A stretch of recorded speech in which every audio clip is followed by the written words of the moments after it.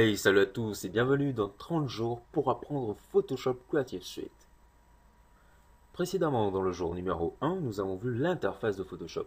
Vous avez pu voir comment se disposent les outils, le menu et un peu à quoi ça sert tout ça. Maintenant, dans le jour numéro 2, nous allons voir la création de documents ainsi que les paramètres prédéfinis pour la création de documents. Passons sur Photoshop. Nous avons la possibilité de créer un nouveau document en allant dans l'onglet Fichier ici et en cliquant sur Nouveau. Ou nous pouvons aussi utiliser le raccourci clavier CTRL-N qui apparaît ici quand on veut créer un nouveau fichier. CTRL-N. Après avoir créé un nouveau fichier, donc on voit un onglet qui apparaît, un onglet qui s'appelle Nouveau, qui nous permet de saisir et de modifier des paramètres. Donc le premier paramètre étant le nom. Donc par défaut, on a le nom sans titre suivi d'un chiffre. Donc le chiffre, on va l'appeler X, puisque plus vous créerez de documents sans titre, plus le chiffre augmentera. Puisque plus vous créerez de documents sans titre, plus le chiffre augmentera. Par exemple, tout de suite, donc je n'ai pas renommé, donc j'ai créé un nouveau document sans titre 2, sans titre 3, etc. etc.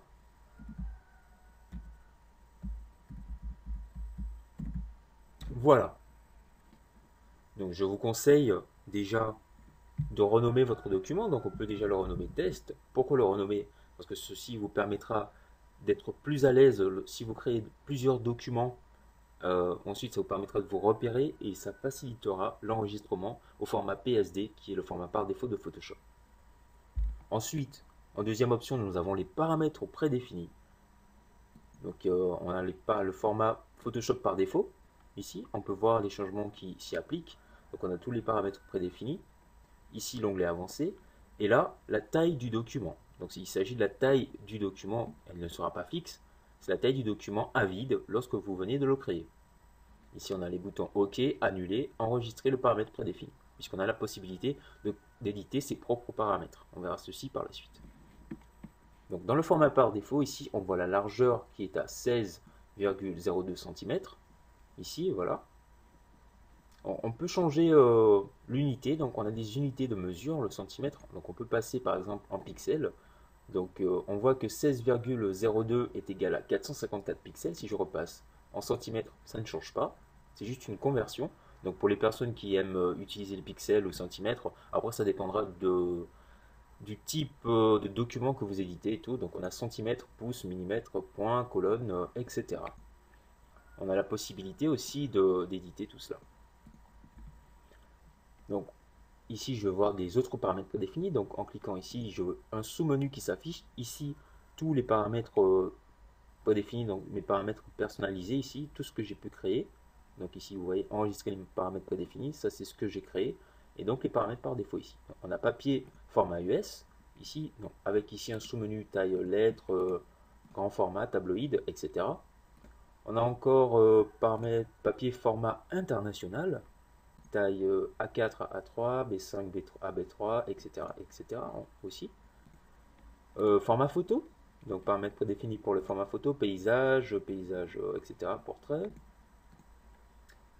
Format pour le web, donc paramètres prédéfinis pour le web, on a différentes tailles également qui sont créées. Voilà. On peut créer des bannières, rectangles, des skyscrapers, etc. Appareil mobile, donc format pour appareil mobile, ici, différents formats. Et pour finir, les paramètres film et vidéo. Donc voilà, pour grand écran, petit écran, carré, etc. HDTV 720, 1280, du 1920 par du 1080, etc. Du film 4K, ça c'est énorme. Voilà. Et donc on peut aussi modifier la largeur, la hauteur, la résolution. Donc on se rend compte, si je vais par exemple sur photo par défaut ou sur quelconque autre paramètre, par exemple photo par défaut, dès que je vais modifier la largeur, donc je peux directement me positionner ici dans la case qui est ici pour modifier la largeur, que ici ça passe automatiquement en paramètres personnalisés. Voilà. Je peux aussi modifier la largeur ou la hauteur ainsi que la résolution en me positionnant directement dessus et en faisant apparaître le doigt avec des flèches et en faisant un drag, un glisser, cliquer glisser sur la gauche ou sur la droite, comme ceci. Donc la résolution, à quoi elle sert? Elle sert en fait à éviter les petits soucis de pixelisation que l'on a sur une image lorsqu'on effectue des zooms. Donc en général, plus on augmente la résolution d'une image, plus elle sera agréable quand on va l'étendre, l'agrandir, et plus la taille de l'image augmentera avec la taille de la résolution, comme ceci. On a le mode, donc le mode de couleur RGB, Red, Green, Blue, ou RVB en français, rouge, vert, bleu. Le mode bitmap qui est en fait un mode pour les petites images, enfin images de petite qualité, qualité inférieure. Le mode couleur, donc on a le mode niveau de gris, le mode couleur CMJN, donc en anglais je crois que c'est CMJ, CMB, je ne sais plus trop, je ne vais pas vous induire en erreur, donc c'est un mode d'impression. Voilà, donc en choisissant les différents modes, on voit que la taille du fichier change également. Donc par défaut, pour les images normales, on laisse sur RGB. Et là, on peut varier sur 8 bits, 16 bits ou 32 bits. Donc en effectuant un changement sur les 16 bits ou 32 bits, on voit que la taille augmente. La plupart du temps, la taille double. Par exemple, en couleur d'impression CMJN, on ne peut pas utiliser les 32 bits. On peut aller jusqu'à 16 bits uniquement. Donc la plupart du temps, moi j'utilise du 8 bits, rarement du 16 bits pour un enregistrement plus facile. Mais si vous avez une machine performante, ce n'est pas que je n'ai pas de machine performante, c'est juste que je n'y pense pas spécialement. Donc voilà, si vous voulez tester l'enregistrement en 32 bits, par exemple un document, format YouTube, Mail 1280 par 720, résolution 200, si je le place en 16 bits, on voit déjà que ça fait beaucoup, beaucoup. C'est énorme. Par exemple, un format, un YouTube layout, ça c'est les paramètres, si je qui s'est enregistré en 16 bits, donc là ça demande déjà beaucoup, plus de ressources, ensuite pour l'enregistrement et tout, et le rendu. Voilà, donc ici on a le contenu d'arrière-plan, donc en créant un nouveau document, vous avez pu voir que le contenu d'arrière-plan était en blanc, on a la possibilité d'avoir une couleur d'arrière-plan et la couleur transparent. Donc on va aller sur le transparent, on crée un nouveau document, il est transparent. Je le ferme. Je vais créer un nouveau document maintenant. Là, en changeant la couleur, en mettant du blanc. Donc je vais juste prendre 1280 par 720. Voilà. Voilà, c'est en blanc. Là maintenant, je voudrais créer un nouveau document avec du rouge ou du bleu en fond. Je peux créer un nouveau document avec un fond blanc et ajouter, grâce à l'outil broche ou à l'outil pot de peinture, une couleur.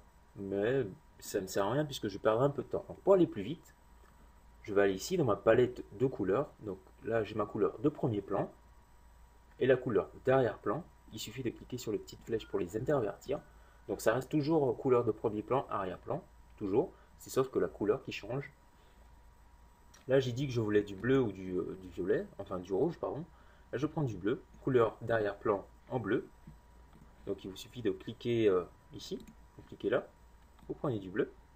Donc vous placez la souris n'importe où, voilà, vous la faites glisser, vous sélectionnez votre couleur. Ici on voit les paramètres qui changent. Voilà, j'ai choisi du bleu. Je fais un CTRL N pour créer un nouveau document. Je choisis la résolution, la taille, etc. Je l'appelle test. Et là je choisis couleur d'arrière-plan. Je valide par OK. Et j'ai mon document qui est créé avec mon calque qui apparaît, qui est bloqué, avec un arrière-plan en bleu.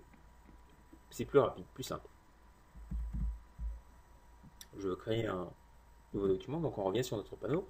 Ici, on a les paramètres avancés, donc qui sont plutôt à utiliser pour les vidéos, enfin pour les formats, les rendus films et vidéos ou autres. Donc on va pas trop s'attarder dessus, c'est un peu plus poussé. Et par exemple, moi je veux changer la taille, donc je mets 1920 par 1080. 1080. Et là je vais mettre une résolution de 300 en couleur d'arrière-plan, en 16 bits, en transparent plutôt. Voilà. Ouais, en transparent. Et je vais prendre pixel, pixel par pouce, ouais, voilà. Et là je vais juste l'appeler, donc je vais pas l'appeler, je vais pas lui donner de nom, enfin je vais l'appeler test 2. Voilà, test 2, et je vais enregistrer. Donc il me suffit d'aller ici sur enregistrer, donc je le pousse légèrement, voilà. Et donc là je peux donner un nom. Donc ici le nom par défaut c'est la résolution. Donner un nom, je mets Full HD, YouTube, YouTube. Et là je peux enregistrer les paramètres qui sont par exemple la résolution, donc la résolution de 300. J'aurai le contenu aussi, transparent. Donc à chaque fois que je vais créer un document de ce type, il sera transparent. Le mode, euh, ouais, on a le mode, le profil, le format des pixels, etc. Format des pixels, ici, pixel carré. Par défaut, on laisse pixel carré. Je valide pas, ok. On peut changer le format des pixels ici. Donc la taille du document ne changera pas plus que ça. Donc il me suffit de me rendre ici dans paramètres prédéfinis. Et là, je vois Full HD YouTube. Si je veux le supprimer, je clique. Et là, je vois supprimer le paramètre prédéfini. Il me suffit de cliquer sur supprimer le paramètre prédéfini. Je clique, je valide. Et voilà. Donc cet épisode touche à sa fin. Vous venez de voir comment créer un nouveau document en utilisant les paramètres prédéfinis de Photoshop pour vous faciliter la création de documents. Dans le prochain épisode, jour numéro 3, nous verrons la navigation autour d'une image, donc en utilisant le zoom, l'ajustement d'écran, ainsi que l'outil main. Donc, restez connectés et rendez-vous au jour numéro 3. Peace out.